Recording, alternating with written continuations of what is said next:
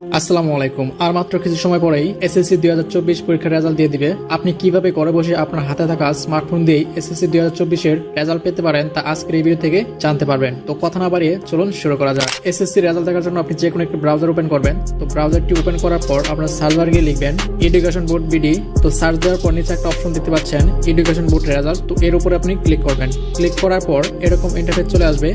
তো এখানে দেখতে পাচ্ছেন এক্সামিনেশন। তো এর উপরে আপনারা ক্লিক করবেন। তো ক্লিক করার পর এরকম অপশন চলে আসবে। তো এখান থেকে আপনারা এসএসসি দাখিল অথবা এসএসসি ভোকেশনাল এর উপরে ক্লিক করবেন।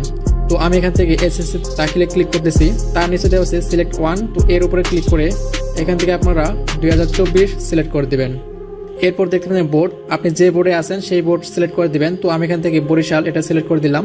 এরপর দেখতে পাচ্ছেন রোল নাম্বার, এখান থেকে আপনার যে রোল নাম্বার সেটা দিয়ে দিবেন। দেওয়ার পর দেখতে পাচ্ছেন রেজিস্ট্রেশন নাম্বার, এখানে আপনার রেজিস্ট্রেশন নাম্বার দিয়ে দিবেন। দিয়ে নিচে দেখতে পাচ্ছেন 2+8।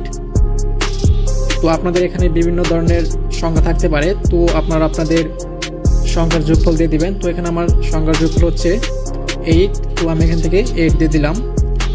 এরপর আপনার কাজ শেষ। তো এখান থেকে যদি আপনি সাবমিটে ক্লিক করেন তাহলে কিন্তু আপনি আপনার এসএসসি পরীক্ষার রেজাল্ট দেখে নিতে পারেন।